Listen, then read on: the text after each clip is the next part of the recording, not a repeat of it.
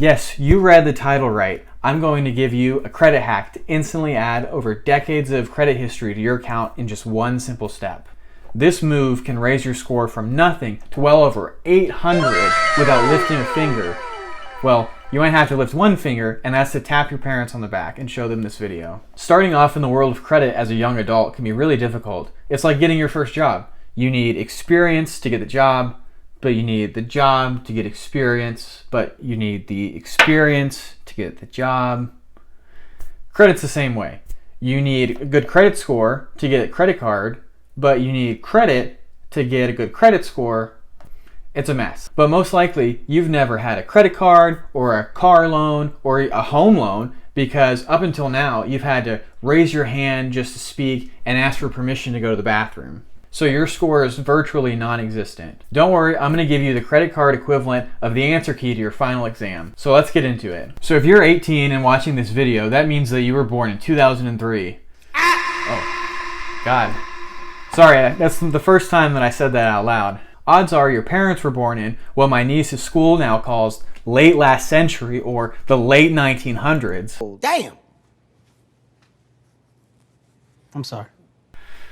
Anyway, it's likely that they've had a credit card for longer than you've been alive. Let's say 25 years to keep it simple. They can add you as an authorized user to that credit card, and then you instantly get all of their credit history for that credit card. So that means at 18, you can have 25 years of credit history. But don't go jumping for joy just yet, because there's some things that we need to cover first. Also, I'm going to assume after watching this video once, you're gonna go get your parents and guardians and show them this video as well. So I'm going to be addressing both of you from now on, but mainly them. All right, now that everyone's here and gathered around, let's get into the pros and cons. We've already covered the first and biggest pro, and that's when you get added as an authorized user on your parents' credit card, you get all of the credit history associated with it, and that includes all of the on-time payments that they've made. This is most helpful whenever you go off and get your own credit cards. In the last video, we showed how just missing one payment can tank a fresh credit score, or even one that's 5 years old. Payment history is the biggest factor at 35%, so any extra padding that you can get will help you out in the long run. And it will help make your credit score more resilient. 'Tis but a scratch. A scratch? Now let's go on to the biggest con, and that's that once you get added as an authorized user to your parents' credit card, you get all of the credit history and utilization associated with it. And you might be saying, hey, wait a second, Stuart. You just said that that was the biggest pro. How can it be the biggest con? Parents, being an authorized user on your credit card can help build your child's credit history, but it can also hurt them if you don't pay everything off on time, and especially if you don't keep your utilization on this card low. So let's look at this example to go into what I mean. I add my son Timmy as an authorized user to my credit card. Let's call it credit card A, and credit card A has a credit limit of $2,000. I've also got two other cards, cards B and card C, both with a $2,000 limit each. I spend $1,000 on card A and then $250 on both B and C. My overall utilization is 25% because that's $1,000, $250, and $250. So $1,500 divided by my overall utilization of $6,000 comes out to 25%. But Timmy's utilization is 50%.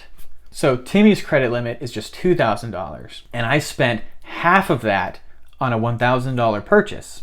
So because Timmy doesn't have any other cards or accounts, he only has that one card to contribute to his overall credit limit. So even though I have $6,000 of credit limit, Timmy's only got $2,000, and that $1,000 purchase is 50% of his credit limit.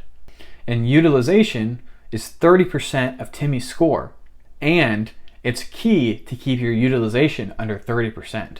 But typically the longest card that you have open isn't one that you use all the time. For instance, I still have my first credit card and I got it 7 years ago, and I'm going to keep it open for as long as I can. And then whenever my kids turn to 18, they're going to be able to get 25 years of history off of that card. And I never use it for anything, and it's got a pretty substantial limit, so they should be set.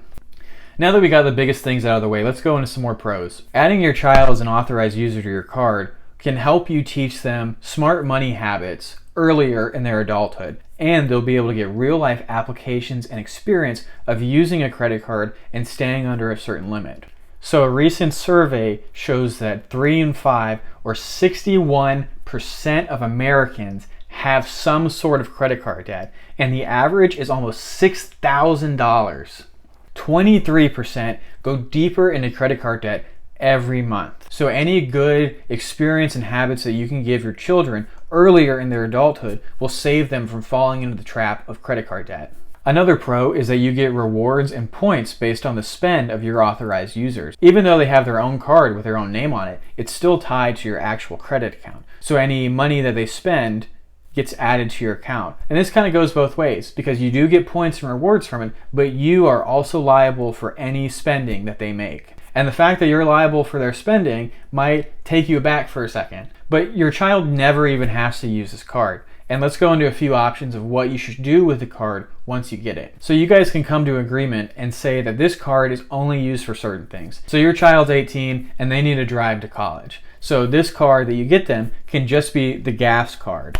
So you don't have to worry about handing them your card or giving them money or Venmoing them if they need to fill up. Or maybe this card could be the grocery card. You know, you have meal plans available at your college. Some colleges don't have very good meal plans, so this is the card that your child can use to go to the grocery store and pick up groceries. Or this card can be the just for emergencies card. Say they go to school across the country and they really need their car fixed. Something breaks in the car, or they get a flat tire or something like that, and they need to pay the tow truck driver or the mechanic $1,200.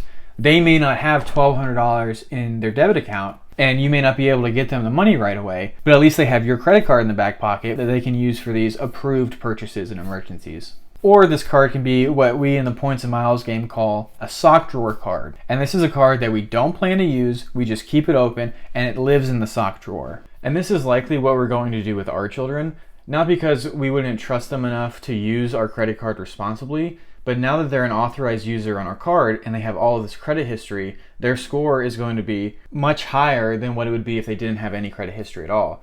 And so this will allow them to get a much better credit card than what they could without any credit history. And it will allow them to have their own card and manage their own money and expenses without having to piggyback off of mommy and daddy. Now, some banks do have minimum age requirements to be an authorized user.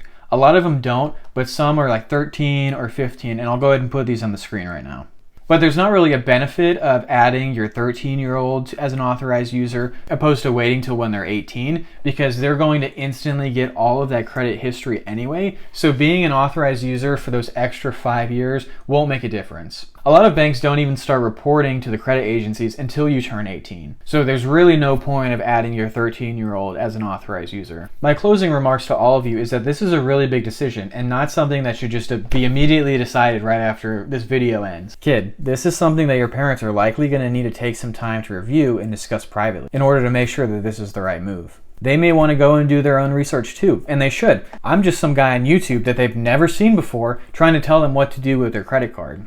I'm good at finding tips and sharing them with everybody, but ultimately it's their decision, and they need to make sure they do what's right for them and for you. If after some time they decide that, adding you as an authorized user isn't the right move right now, that's perfectly okay. Millions of us didn't start out with credit history from our parents, myself included. My video next week is going to go over the best cards to start with if you don't have any credit. And there's special cards just for college students. So be sure to subscribe so you don't miss it. If you're watching this video in the future, it's going to be this video right here, and you should still subscribe.